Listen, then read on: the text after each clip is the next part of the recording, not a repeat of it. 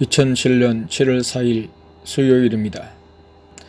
예수님께서 어제 나와 아내에게 첫째와 둘째에게 돈 4,000원을 빌려주었던 할머니 댁을 방문하여 돈을 돌려주라고 하시면서 아내에게 학교로 찾아가서 둘째와 막내딸의 담임 선생님을 만나 조퇴를 하고 두 자녀도 같이 거기를 가자고 하셨습니다.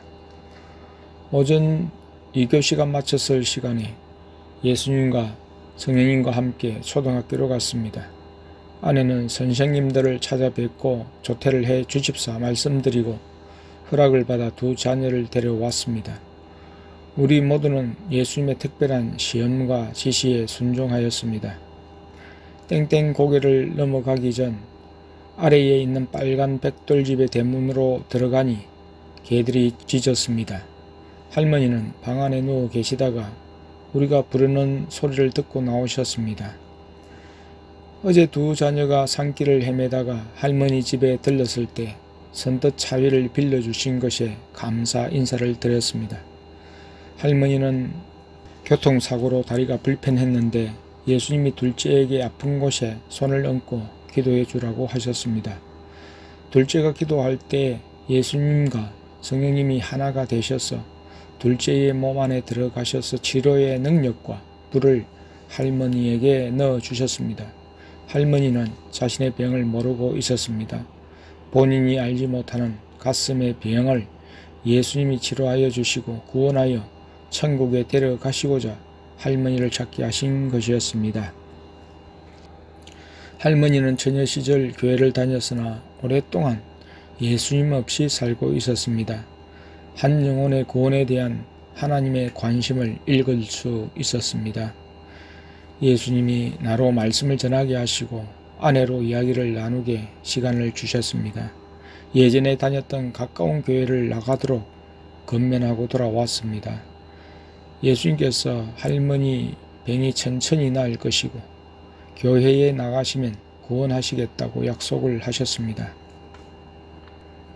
그리고 땡땡이 집에 가서 옷을 챙겨 교회로 오는 차 안에서 예수님이 모순이가 못생겼지 하셨습니다. 모순이는 땡땡 목사의 딸인데 아내가 못난이라고 별명을 지어서 부르는데 예수님께서 아시고 모순이라고 하신 것입니다. 그 애는 남자야. 아내가 아니에요 하니까 예수님이 아니야 남자야. 식탁 위에 발을 올리잖아 하셨습니다. 아내가 예수님 모순이 영 안 열어서 예수님을 보게 해주세요. 예수님을 사랑하고 찬양도 잘 하잖아요. 아빠 닮아서 개구쟁이야. 땡땡 전도사는 아주 유별났지. 지금은 몇 살이야? 물으셨습니다. 아내가 31살이에요 하니 아직도 장가 안 갔어. 노총각이군 하셨습니다. 오늘은 첫째가 학교에서 시험 치는 두 번째 날이었습니다. 어제는 그런대로 시험을 쳤지만 연일 계속되는 훈련의 강행으로 제대로 공부할 수가 없었습니다. 아내가 예수님이 지혜 주셔서 시험을 잘 치게 해 주신다고 믿고 시험을 치르라고 해서 치렀는데 결과가 좋지 못했던 모양입니다. 어제 등산하고 땡땡마트에 가고 목욕하고 미용실에 가고 글 쓰고 밤늦게까지 공부를 전혀 못한 채 움직였습니다. 그 마음속에 시험에 부담감이 있었던 것 같았습니다. 땡땡마트 쇼핑 때에 머리가 돌고 메스껍다고 했습니다. 목욕탕에서도 좀 그랬습니다. 내가 왜 그런지 두 자녀를 통해 물어보니까 성령님이 불을 넣고 계셔서 그렇다고 했습니다. 성령님께서 평소 때와는 달리 조금 더 강한 불을 넣고 계셨습니다. 첫째에게 시험이었습니다. 그래서 성령님이 좀 고통이 있다고 하셨습니다. 이 시험을 이기면 큰 상이 있을 것이라고 하셨습니다. 성령님의 불시험과 학교 시험에 대한 부담이 겹쳤고 시험 결과가 엉망으로 나오자 이게 하나님의 인도가 맞는가 하는 의심을 보였죠. 자기가 생각했던 삼위일체 하나님의 모습이 아니어서 도저히 받아들이기 힘들다는 것이었죠. 예수님과 성령님과 함께 성강장에서 170번 버스를 기다리고 있는데 반대편 도로에서 내리는 첫째를 보았습니다. 나와 둘째와 딸이 빨리 가서 건널목으로 건너오는 첫째를 부르며 손짓했습니다. 만나서 처음 하는 말이 "나 오늘 시험 망쳤다" 는 말을 하면서 실망스럽고 뚱한 표정을 지었습니다. 이번 주 계속되는 남은 시험을 위해 공부하러 가야 된다는 것을 잡아 끌었습니다. 내가 가방을 대신 메고 들고 있던 학습 문제지도 내가 안고 버스에 올랐습니다. 예수님은 한 가족으로 첫째도 같이 띵띵백화점에 가기를 원하셨습니다. 띵띵백화점 1층 음식점에서 점심 식사를 하자고 하셨습니다. 예수님과 성령님은 무엇을 드실 거예요? 불고기 덮밥을 지목하시고 각각 주문하라고 하셨습니다. 우리는 돌솥 비빔밥을 먹어도 돼요? 하고 여쭈었습니다. 된다고 하셔서 그것을 4그릇 주문했습니다. 백화점 입구에서부터 식사 자리까지 첫째가 현재 우리에게 오신 예수님의 모습에 대해 의심하고 비판하는 태도를 드러냈습니다. 예수님과 성령님 앞에서 그런 모습을 보면서 가슴이 아팠습니다. 그리스도의 군사로서 얼음이 왜 없겠습니까? 하지만 하나님의 가족으로서 누리는 즐거움은 말할 수가 없습니다. 예수님은 우리를 웃게 하시고 즐겁게 하시려고 농담을 많이 하셨습니다. 그런데 첫째가 농담을 많이 하시는 예수님을 믿지 못하고 의심하는 것에 아내마저 넘어가는 분위기였습니다. 나에게 잘 분별해야 합니다. 안 그러면 큰일 납니다. 라고 했습니다. 아내로서는 자녀들의 미래가 걱정이 되었을 것입니다. 또 첫째의 반응에 인간적인 안쓰러움이 작용했을 것입니다. 하지만 우리와 함께 하시고 이야기를 나누시는 두 분은 분명 하나님이십니다. 차를 이동할 때나 어떤 때든 두 분이 내 안에 들어오시면 평안이 있습니다. 두 분이 내 안에 들어오시면 안전이 느껴집니다. 그리고 서로 간에 화내지 않는 사랑과 정결로 이끄시는 예수님이시지 않습니까? 부드럽고 친근하게 대화를 나누시며 천국의 비밀을 알려주시고 지옥을 체험하게 하시는 분이 아니십니까?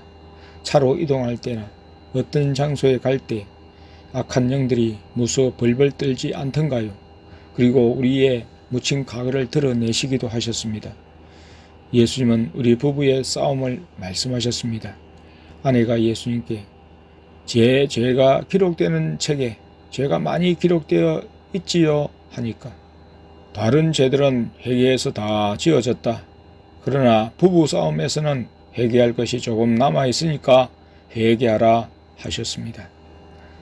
내 목이 아파 겨울만 되면 기침이 나오는 이유도 말씀하셨습니다. 과거 시골 골짜기에서 겨울에 목을 키운다고 억지 고함을 질러서 그렇다고 말씀하시면서 무리해서 그래 그러지 마 라고 하셨습니다. 나는 자연스러운 것을 좋아해 하셨습니다. 내가 예수님 지금도 사람들이 제 목소리가 작다고 크게 키우라고 하는데요 하니까 예수님이 사람들이 잘못 알고 있어. 다시는 억지로 목을 버리게 하지 마 라고 하셨습니다. 뿐만 아니라 우리 가족, 아니 다른 사람들의 과거에 대해서도 여쭈어보면 다 대답해 주셨습니다. 우리의 생각과 모든 말과 행동을 빠짐없이 보고 계셨고 듣고 계셨습니다. 숨김이 없었습니다. 시편 기자의 말과 똑같았습니다. 여호와여 주께서 나를 감찰하시고 아셨나이다. 주께서 나의 앉고 일었음을 아시며 멀리서도 나의 생각을 통촉하시오며 나의 길과 눕는 것을 감찰하시며 나의 모든 행위를 익히 아시오니 여호와여 내 혀의 말을 알지 못하시는 것이 하나도 없으시니이다. 시편 139편 1절에서 4절. 이런 분을 어찌 믿지 않고 따르지 않을 수 있겠습니까? 예수님께서는 막내딸을 통해 이야기를 잘해서 땡땡의 마음을 풀어주라 하셨습니다. 아내는 예수님의 농담에 맞장구를 잘 칩니다. 식사 중 예수님이 땡땡이는 분별을 하는데 너희들은 분별을 전혀 못하고 있다 말씀하셨습니다. 첫째 아들은 재미있으신 예수님을 이해하지 못했습니다. 늘 진지하신 예수님으로 생각해왔고 배웠기 때문입니다. 그런 반면에 아내는 예수님이 하시는 농담 이면에 담긴 뜻은 헤아리지 않고 맞장구를 잘 칩니다. 예수님을 기쁘시게 해 드릴 목적으로 그렇게 했고 예수님도 사실 좋아하셨습니다. 그런데 분별을 못한다는 말씀을 듣고는 아내가 이제 예수님 농담하지 마세요 했습니다. 그때부터 예수님은 무표정으로 들어가셨습니다. 집으로 돌아오는 길에 예수님이 땡땡마트에 가자고 하셨습니다. 땡땡마트에 시장을 보러 갔는데 예수님은 항상 앞장을 서셨습니다. 들어가셔서 미리 물건을 고르셨습니다. 얼마나 빠르게 물건을 고르셨는지 시간 낭비가 전혀 없었습니다. 예수님께서 고르신 물건들은 완벽했습니다. 그 사람의 취향과 개성을 아시고 고르셨습니다. 아내가 땡땡이 과자를 골라주세요 했더니 예수님이 닭다리와 양파링을 사라고 하셨습니다. 땡땡이가 진짜 좋아하는 과자였습니다. 쌈장을 사라 하셔서 딸에게 예수님께 물어보고 고르라고 했는데 아줌마가 너는 어떻게 알고 제일 맛있는 쌈장을 골랐니? 했습니다. 아내는 옆에서 엑셀런트라고 외쳤습니다. 예수님께서 골라주시는 것은 탁월한 최상의 것이었습니다.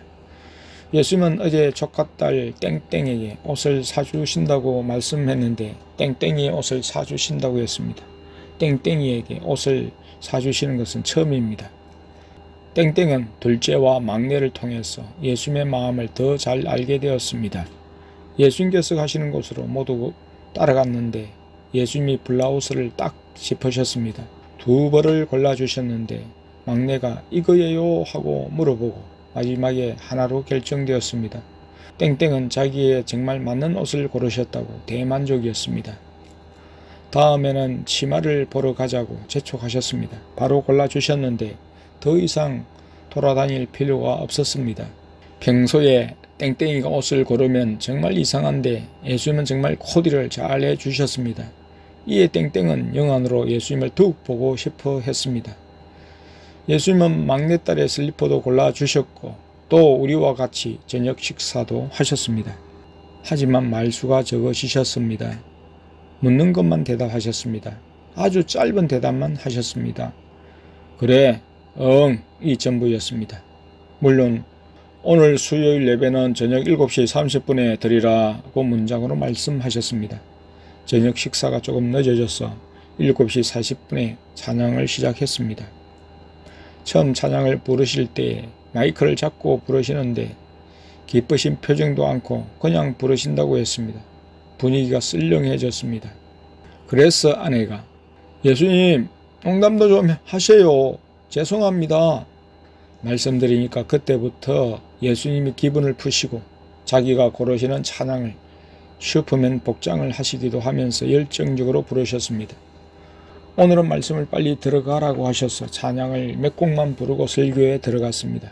오늘 첫째에게 생긴 일을 경계하는 본문이 좋겠다 싶어 히브리서 3장 말씀을 전했습니다. 예수님께 전해도 되겠습니까? 묻고 전하는데 전체적으로 좀 무겁게 진행되었습니다. 예수님과 성령님은 강단 위 전용 의자에 앉으셔서 듣고 계셨습니다.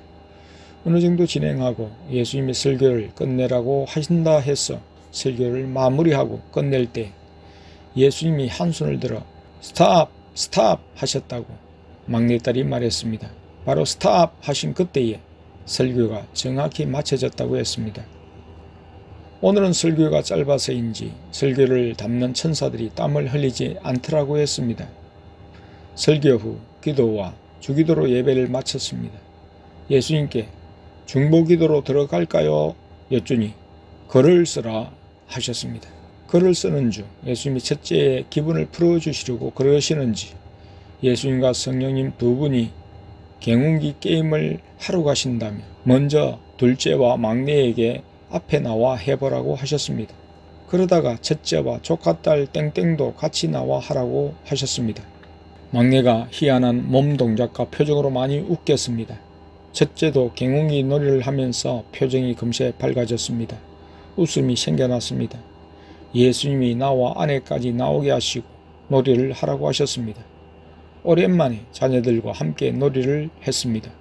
정말 갱웅이 놀이는 어려웠습니다. 손으로 짚고 가는 거였는데 정말 힘들었지만 가족이 다 웃을 수 있어 좋았습니다. 조카딸은 첫째와 짝이었는데 차례가 되어 놀이할 때 첫째가 남자라 무겁기에 들기를 어려워했습니다. 한쪽 다리는 조카딸이 들고 다른 쪽 다리는 둘째와 막내가 들고 했는데 정말 재미있게 했습니다. 첫째 아들, 둘째 아들, 막내딸, 조카딸 4명이 함께 369 게임, 번데기, 팅팅팅, 탱탱탱 놀이도 하고 무궁화 꽃이 피었습니다도 했습니다. 막내가 정말 잘 했습니다. 표정도 아주 웃기고 동작도 정말 재미있게 했습니다. 중간중간마다 댄스도 보여주고 조카딸은 나도 좀 배워야겠다고 생각했을 정도였죠. 예수님도 막내의 댄스를 보고 따라 한다고 했습니다. 둘째는 무궁화꽃이 피었습니다고 할 때마다 어려운 동작을 취하였지만 그대로 잘 버텼습니다. 조카딸의 순례 차례가 되었습니다. 무궁화꽃이 피었습니다. 무궁화꽃이 피었습니다. 계속했는데 발음이 정확하게 안 되어 웃기기도 했습니다. 예수님이 나와 아내에게도 무궁화꽃이 피었습니다를 하라고 하셔서 했는데 다 같이 해서 재미있었습니다. 내가 할 때 표정이 정말 웃겼다고 조카딸이 말했죠. 순례가 되어봐야 얼마나 웃긴지 알 수 있는데 못 보여줘서 아쉽다고 했네요. 조카딸은 초원교회에서 모두 다가 하나님 앞에서 무궁화꽃이 피었습니다를 했으면 좋겠다는 생각을 했죠. 무궁화를 다 하고 개발바닥, 소발바닥을 했는데 처음에는 그냥 하다가 계속하니 발음도 안 되어지고 다 방언처럼 되었습니다. 정말 웃겼죠. 놀이를 다 하고 다른 놀이로 왕놀이를 했습니다. 예수님은 공평하게 우리 모두를 왕으로 해 주셨습니다. 왕에서 신하도 되어보고 신하에서 한 단계 한 단계 거쳐가면서 왕도 되어보고 재미있었죠. 조카딸은 중간에 놀이를 할 때마다 화장실을 가고 싶은데 갔다 오면 안 할까봐 주저하다 하는 수 없이 갔는데 놀이는 끝나지 않았습니다. 아직 안 끝났네, 또 해야지 하는 생각이 들었다고 했습니다. 갔다 와서 끝났다면 벌써 다 했어 하고 아쉬움이 들었을 텐데 계속해서 너무 좋았다고 했죠. 가족끼리 놀기도 하고 웃기도 하고 예수님께서 다 놀 때까지 원 없이 놀게 해 주셨습니다. 자녀들에겐 정말 재미있는 하루였다고 했습니다. 나와 아내도 자녀와 놀이를 하는 것이 처음에는 멋쩍었으나 분위기에 적응하여 재미를 느꼈습니다. 처음이 어렵지 동심으로 돌아가면 어려울 게 없지요. 하나님 앞에서 어른이 어디 있나요? 어디 앞이라고 어른 행세를 하며 못한다고 할 수 있겠습니까? 모두가 어린아이가 되어야지요. 가라사대 진실로 너희에게 이르노니 너희가 돌이켜 어린아이들과 같이 되지 아니하면 결단코 천국에 들어가지 못하리라. 그러므로 누구든지 이 어린아이와 같이 자기를 낮추는 그이가 천국에서 큰 자니라. 마태복음 18장 3, 4절. 예수님과 성령님은 강단 의자에 앉으셔서 놀이를 재미있게 지켜보시며 기뻐하셨습니다. 놀이를 마치고 글을 쓰면서 예수님, 제가 놀이를 못해서 답답하셨죠 하니까 재미있었다. 젊은이가 하는 놀이에 나이가 들어서 그렇지 하시며 이해해 주셨습니다. 그리고 자녀들에게 사랑을 많이 주라 하셨습니다. 아내가 예수님, 저희와 놀지도 못하시고 지겹지 않으세요? 하니까 예수님은 보는 것만으로도 흐뭇해 하셨습니다. 나중에 너희들이 영안이 열리면 너희들과도 놀 것이야 하셨습니다. 아내가 예수님, 교회당에서 뛰어다니면 안 되잖아요. 내가 걸으라면 문제될 것 없지 않니? 하셨습니다. 그러시면서 교회당에서도 바쁜 일이 있으면 뛰어다닐 수 있고 일반적으로는 장난치며 놀아서는 안 된다 하셨습니다. 글을 조금 쓰고 있는데 예수님께서 오늘은 시간이 많이 갔으니 빨리 쓰는 것을 마무리하고 잠자리에 들어가라. 여자 3명은 목욕을 하고 자라 하시고 예수님과 성령님 2분 다 강단 십자가 옆에 구멍을 내서 천국으로 올라가셨습니다. 아내와 막내딸과 조카딸도 함께 목욕을 했습니다. 아내에게 양딸로 붙인 땡땡은 일도 시키지도 말고 목욕도 직접 시켜주라 하셔서 그렇게 했습니다. 예수님께서 잠자리에 들라고 하신 말씀보다 시간이 많이 지났지만 아내는 예수님께 이것저것을 여쭈었습니다. 내가 막내에게 그렇게 멀리 느껴졌던 천국이 요즘은 참 가깝게 느껴진다 했습니다. 아버지 또는 아빠 하고 부르면 바로 대답을 하시며 예수님도 성령님도 부르면 바로 대답을 해주시니까 어디에 있어도 늘 친근하게 느껴졌습니다. 딸에게 그렇게 말하니까 딸이 아빠, 천국은 우리 천장 바로 위에 있어. 아버지 보좌가 바로 위에 있어. 했습니다. 막내딸은 우리 가족 중에서 영안 진도가 가장 빠릅니다. 영안으로 아버지의 목 부분까지 볼 수 있게 되었습니다. 방언 통역도 합니다. 둘째도 방언 통역은 하지만 딸처럼 아버지를 보지 못합니다. 딸의 영안이 완전히 열려지지는 않았지만 이제 보좌 주변 상황도 눈에 들어온다고 했습니다.